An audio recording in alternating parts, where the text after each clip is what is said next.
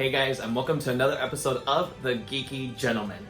Now in today's episode, we're talking all about the amazing Scarlet Witch and what we can possibly see from her in the upcoming Disney Plus series WandaVision and the new Doctor Strange film Doctor Strange in the Multiverse of Madness. In the gentleman's portion, I'm going to be discussing some of the top men's moisturizers with SPF that you should be using this summer.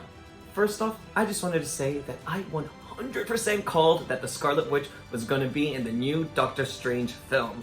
I made a YouTube video maybe about a year ago, basically just explaining, why the Scarlet Witch should be in the film and how she could be and how it just made perfect sense for her to be in this Doctor Strange film.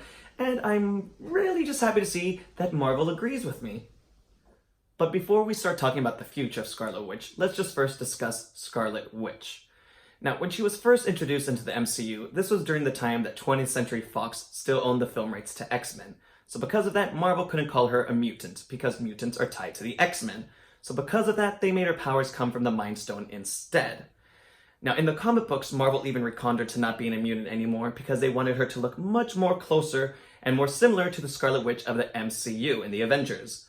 So right now, currently in the comic books, her power set includes probability manipulation, energy manipulation, magic. She's also kind of like a sorcerer like Doctor Strange. Reality warping, which essentially means she can do a whole damn lot. In the MCU, her powers were first depicted a bit like, kind of like witchy. She had very much like scary, jarring movements, especially like, when she was like moving. And she seemed to mostly just be focusing on, telepathy. She had some kind of mind manipulation with the Avengers and telekinesis and energy wielding. And FYI, Marvel, if you can kind of bring back those scary movements that the Scarlet Witch had that made her, much more witchier, I would really appreciate that. And I think the Doctor Strange sequel is a good time to do it. Since Age of Ultron, we've mainly just seen Wanda exploring more of her telekinesis and energy powers. At first she couldn't even actually levitate herself. She would actually have to catapult herself in the air, like in the big airport scene in Civil War and in Infinity War. But in Endgame, she was full on flying at the end of the battle. You actually don't hear much people talking about that, but she was literally just flying about. It was awesome. And her powers have grown to such an extent that she held back Thanos' wildest run in Infinity Stone and then basically almost killing him in Endgame by herself. I mean, she actually even destroyed Thanos' sword, and I swear that sword was made out of a powerful material, kind of like Mjolnir or Stormbreaker. She destroyed it and almost killed Thanos. No other Avenger has almost done that, except Thor, cutting off his head and actually killing him. But, Thanos was weak and powerless then. Scarlet Witch was taking him, at the height of his power and almost destroyed him. But we may be seeing Wanda's powers actually reconned in the MCU. Now, hear me out. Feige has stated before that Wanda's powers are actually quite similar to Doctor Strange. Whereas Doctor Strange's energies are much more refined, Wanda's energy appears to be very chaotic because she just basically learned how to use her powers by herself. She's had no tutelage. Also, in one of the MCU's encyclopedia books, it was mentioned that the Mind Stone either gave Wanda her powers or unlocked something that was already there, like a latent ability, perhaps her latent mutant ability. Now, it's possible that Wanda can actually be reconned to being a mutant in the MCU. She would be the first mutant within the Marvel Cinematic Universe. And especially now that Marvel have the film rights to the X-Men, and we know they really want to bring, mutants into the MCU, Scarlet Witch will definitely be playing a part, bringing the mutants in or actually being the very first mutants in the MCU. Either way, I'm 100% sure that we're going to be seeing changes coming to Wanda's powers when it comes to her future in the MCU. And speaking on that future, at Comic-Con in San Diego, Marvel said that the Disney Plus show WandaVision is going to tie directly into Doctor Strange in the Multiverse of Madness. Now, the series is debuting on Disney Plus in spring 2021, and then Doctor Strange in the Multiverse of Madness comes out May 2021. Now, I cannot say, this is the best news I heard from Comic-Con, is that Wanda, I knew Wanda was going to have her own show, but the fact that she was officially said to be in Doctor Strange sequel just made me so happy, because I do feel that Marvel has been doing her a little bit of a disservice when it comes to her appearances in the films. And I get it, they're focusing on Iron Man, they're focusing on Captain America, they're focusing on Thor, the big three, and Black Widow and all that stuff. And I'm just glad that we finally come to the phases in the MCU that's going to start focusing on Wanda, because she definitely deserves it, and she deserves to be center stage because she has such a rich storyline, and it just stretches out and affects so much that they just need to use her. They have to use these stories because they're so popular. So I really just cannot wait. Okay, back to the podcast.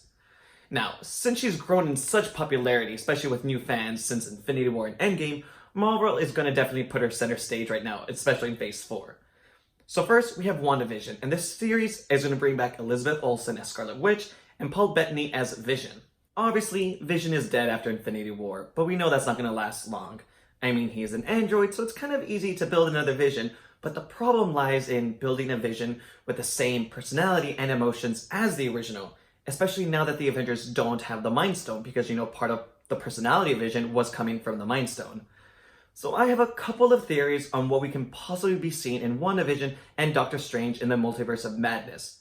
So my first theory, WandaVision will see Wanda bringing back Vision and her powers end up fracturing the multiverse. So like I said earlier, Wanda is super powerful, and to the extent that she's actually been able to rewrite reality, and you know what, that always comes with consequences. I think WandaVision and Doctor Strange in the Multiverse of Madness will be making Scarlet Witch's powers much more closer to her comic book counterpart, and the consequences of her action from WandaVision will play out in the Doctor Strange film.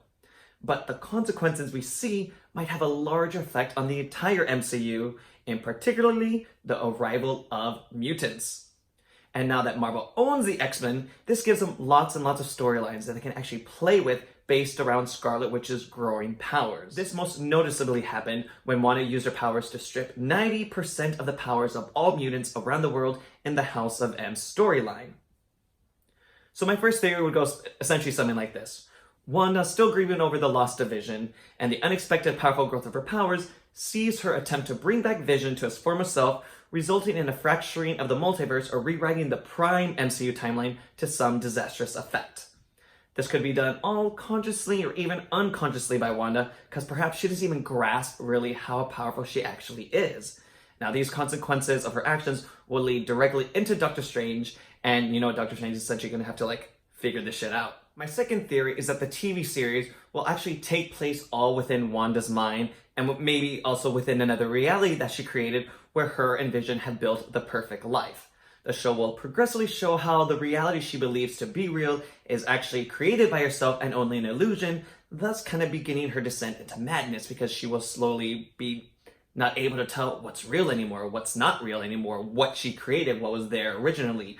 So I kind of see this being very similar to the TV show Legion on FX. I don't know if you guys are watching it, and you should. I mean, the last season just came out, but it's really, really good. But essentially, Legion is the son of Professor X, and he's super, super powerful. He's a very powerful telepath, but a lot of the show is taking place on the astral plane and within his mind and in an actual reality, but the audience doesn't know what's really real, what's really happening, what's all in David Haller's head. So that's what I think WandaVision actually could be like, that as the audience, we're not going to know what's really real because Wanda herself doesn't even know what's really real.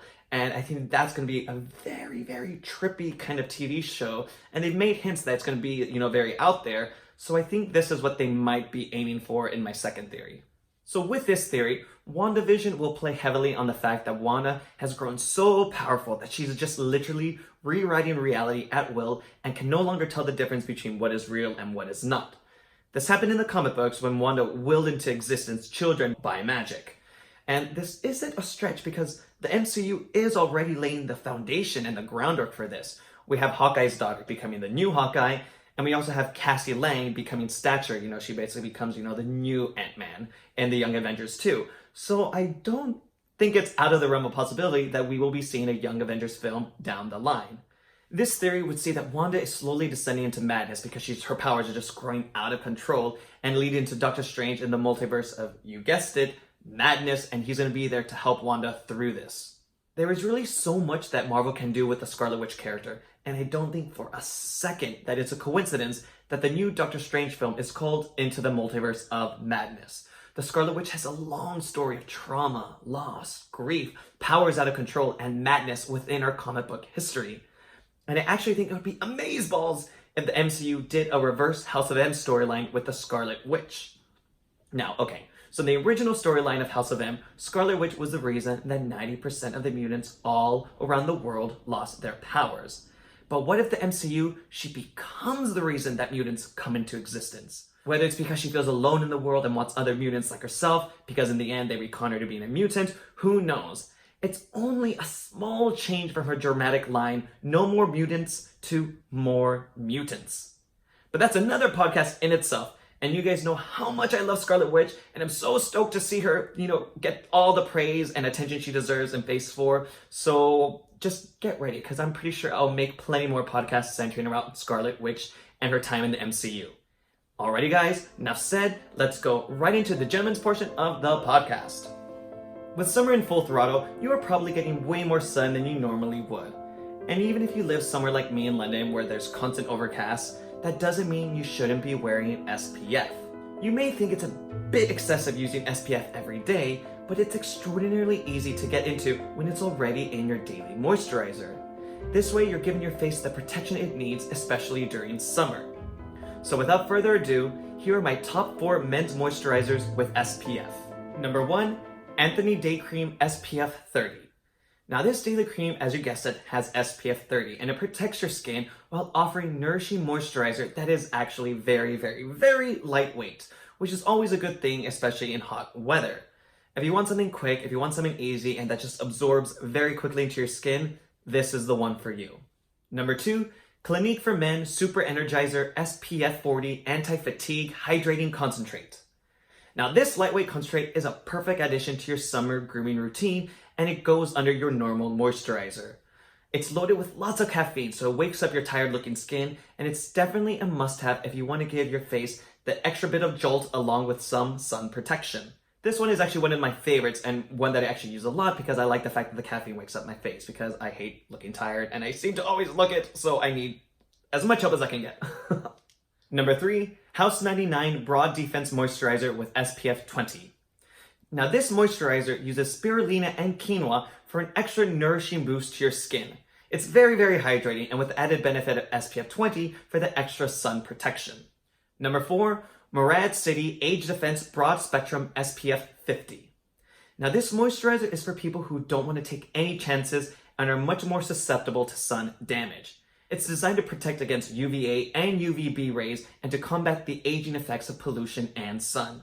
With the SPF 50 protection, it also provides a brightening effect with vitamin C to give that little anti-aging treatment to your skin. Now this one is a definite clear winner if you don't want to take any chances with your skin. And there you have it, gentlemen, 4 amazing moisturizers with SPF that you should check out and use this summer. Don't take any chances because your skin is always being exposed to sun on a daily basis. A big thank you for listening to another episode of The Geeky Gentleman. Don't forget to subscribe and rate the podcast. That would really give me a happy. Feel free to drop me a DM on Instagram. I'm at DriftingDCal if you have any style or grooming questions.